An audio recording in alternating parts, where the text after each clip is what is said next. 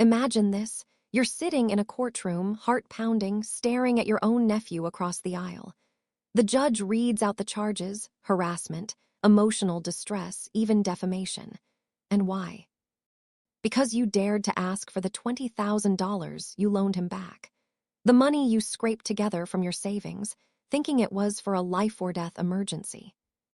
But instead, it funded luxury vacations, designer clothes, and a brand new sports car. This isn't some made-up drama.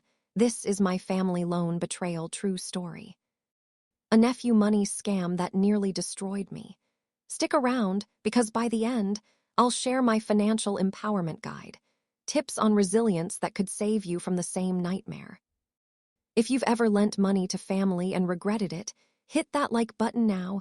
You won't believe what happened next. Hi everyone, I'm Jessica, or Aunt Jess, as my family calls me. I'm 68 now, a retired school teacher from a small town in Ohio. I've always been the one people turn to in a crisis. Baked pies for neighbors, hosted holiday dinners, and yes, loaned money when times got tough. Family first, right? That's what I believed.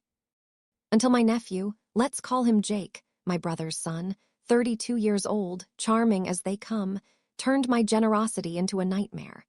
It all started 2 years ago in the summer of 2023. I was at home, knitting a scarf in my living room when my phone rang. It was Jake, sounding panicked. "Aunt Jess," he said, his voice cracking, "I need your help." "It's an emergency." He told me his wife, Sarah, had been in a car accident. Medical bills were piling up, $20,000 just for the surgery and rehab. They didn't have insurance, he claimed, and the hospital was threatening to sue. "Please, Aunt, you're the only one I can trust. I'll pay you back in 6 months, I swear." With interest? My heart sank. Jake was like a son to me. Growing up, he'd spend summers at my place, helping in the garden and listening to my stories about teaching. We bonded over baking cookies and long walks talking about life. His dad, my brother, passed away young from a heart attack, and I'd stepped in to help raise him. How could I say no? I wired him the money that same day, $20,000 from my retirement savings. It hurt, but family helps family, or so I thought. For the first few weeks, everything seemed fine. Jake sent thank you texts. "Aunt Jess, you're a lifesaver. Sarah's recovering great." He even promised a repayment plan. But then, radio silence. Calls went to voicemail, texts unread. I gave him space. Emergencies are stressful, right? But months ticked by. No payments. No updates. By month 3, worry turned to suspicion. I drove to their house unannounced, a modest ranch in the suburbs. But what I saw shocked me. A shiny red Mustang in the driveway, brand new. Inside, through the window, I glimpsed a massive flat-screen TV and what looked like designer bags scattered around. No sign of hospital bills or hardship. My gut twisted.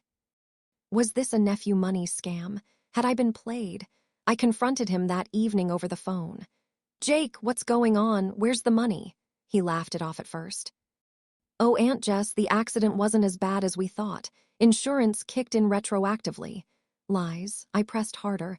"Then repay me." His tone shifted, defensive, angry. "Things are tight right now." Give me time. But social media told a different story. Vacation photos from Hawaii, lavish dinners, a new watch that cost more than my monthly pension. Viewers, have you ever felt that betrayal? That sinking realization that blood doesn't mean loyalty. This was my wake-up call in this family loan betrayal true story. But it gets worse. Much worse. Stick with me, the twist is coming. I couldn't let it go. That $20,000 was my safety net for medical emergencies, home repairs, maybe a little travel in my golden years. So I started digging. First, I called the hospital Jake mentioned. Patient privacy laws blocked details, but a sympathetic nurse hinted. No record of a Sarah in that time frame. Strike one. Next, I checked public records. Turns out Jake had filed for bankruptcy a year earlier, hidden from family. And that accident? A quick search on local news sites showed nothing, but his Instagram. Flooded with posts. "Blessed life, under a photo of him and Sarah on a beach, time-stamped right after the emergency. Hashtags like luxury vacay and new ride. My money funding their extravagance. I confronted him again, this time in person at a family gathering. Thanksgiving of all days. The table was full, aunts, uncles, cousins. I pulled him aside. "Jake, I know about the lies. The car, the trips, that's my money. Pay me back or I'll have to take action." His face turned red. "You're paranoid, Aunt Jess." "It's not like that." But Sarah overheard and she jumped in. "Mind your business, old lady. We don't owe you explanations." The family split. Some sided with me. Jess has always been generous. Others with Jake. "He's young, give him a break." My own sister said, "Blood is thicker than money." But I felt isolated, betrayed. Nights were sleepless, replaying every conversation. Was I the fool for trusting? Months passed. I sent certified letters demanding repayment, polite at first, then firm. "This is a formal notice. Repay $20,000 plus 5% interest by end of month." No response. Then the bomb dropped. A process server at my door with a lawsuit. Jake was suing me for harassment. Claims, emotional distress from my relentless demands. Defamation for spreading lies to family. Even invasion of privacy for checking his social media. He wanted $50,000 in damages, more than I'd loaned. I stared at the papers, hands shaking. How had my act of kindness turned into this? A nephew money scam escalating to legal warfare. The complaint painted me as the villain. Plaintiff's aunt has bombarded him with threats, ruining his mental health. Threats. I'd only asked for what was mine. Panic set in. I'm no lawyer taught history, not lawsuits. But I hired one, dipping into what little savings remained. $5,000 retainer. My attorney, Ms. Alina Ramirez, was sharp. "This smells like deflection," she said. "He's countersuing to scare you off." We dug deeper. Discovery phase revealed gold, bank statements Jake had to provide, the $20,000 wire transfer. Straight to his account.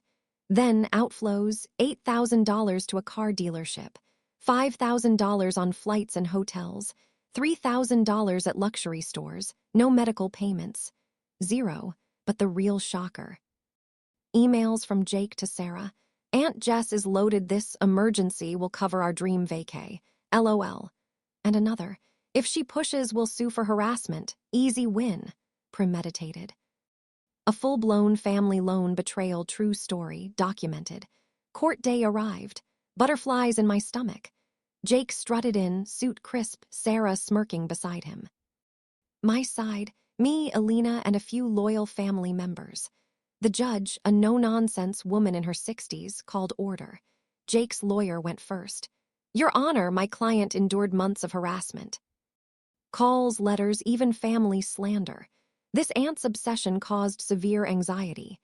They presented edited texts, mine sounding aggressive, his replies cut out. Then our turn. Alina stood tall. "Your Honor, this isn't harassment, it's debt collection. Exhibit A, wire transfer receipt." She projected the bank statements, gasps from the gallery. No emergency. Just luxury spending. Then the emails, Jake's face drained of color. I took the stand. Voice steady, I recounted everything. I trusted him like family.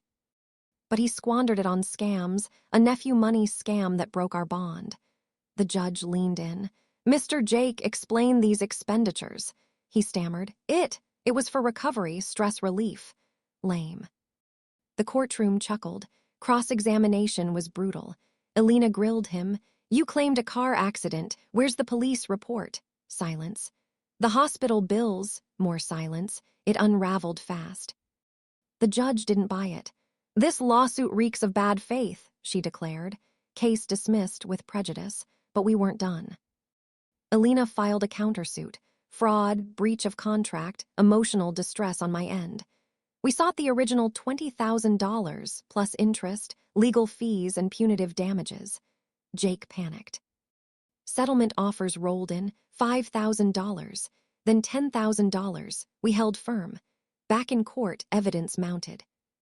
A private investigator we'd hired, another $2,000 hit, uncovered more.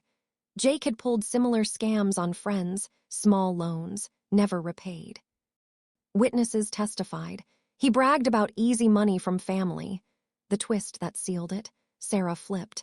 Under oath, she admitted. It was Jake's idea, no accident. We needed cash for our lifestyle.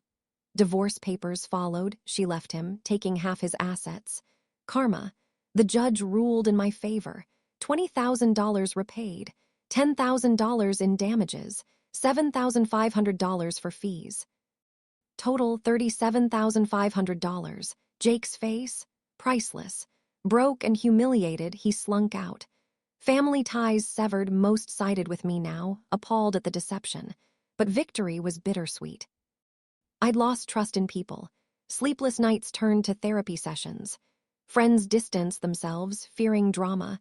Financially, I was back to square one, but wiser. Viewers, this family loan betrayal true story isn't just my pain.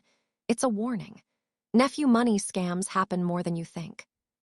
According to stats from the FTC, family financial disputes lead to over 100,000 complaints yearly. Don't be next. Healing took time. I rebuilt. Side gigs tutoring kids, budgeting apps to track every penny. Therapy helped process the betrayal, forgiveness for me, not him. I even started a blog. Lessons from a $20K mistake. Sharing stories like this. Now, as promised, my financial empowerment guide. These resilience tips saved me. Use them to protect yourself from family loan betrayal true stories or any nephew money scam. Tip 1. Always get it in writing. Verbal promises mean nothing. Use a simple loan agreement, templates online from sites like LegalZoom. Include repayment terms, interest, consequences for default. I wish I'd done this. Tip 2. Verify the emergency. Don't rush. Ask for proof, bills, reports. In my case, a quick call could have exposed the lie. Tip 3. Set boundaries early. Say no if it strains your finances. Family guilt tripping. Politely decline. I love you, but I can't right now. Tip 4. Monitor social media and records. Red flags like sudden luxuries. Dig discreetly. Tools like been verified for background checks. Affordable, legal. Tip 5. Build an emergency fund first. Prioritize your security. Apps like Acorns or Mint help automate savings. Tip 6. Seek legal help sooner. Free consultations from attorneys via Avo. Don't wait like I did. Tip 7. Emotional resilience. Betrayal hurts. Journal, talk to friends, or join support groups on Reddit r/personalfinance or r/familydrama. Turn pain into power. Tip 8. Rebuild trust selectively. Not all family is toxic. Vet loans with a 3-reference rule. Check with mutual contacts. Tip 9. Educate others. Share your story. It empowers you and warns them. Tip 10. Celebrate wins. After repayment, I treated myself to a spa day, reclaiming joy. These aren't just tips. They're a financial empowerment guide forged in fire. If this resonates, drop your stories below. Has a family member scammed you? How'd you bounce back? Thanks for watching this viral family drama. My nephew borrowed $20K and never paid back, then sued me for harassment. But I fought back and won. If you enjoyed this family loan betrayal true story and nephew money scam expose, smash that like button, subscribe for more real-life tales, and hit the bell. Share with someone who needs this financial empowerment guide. Remember, trust but verify. See you next time.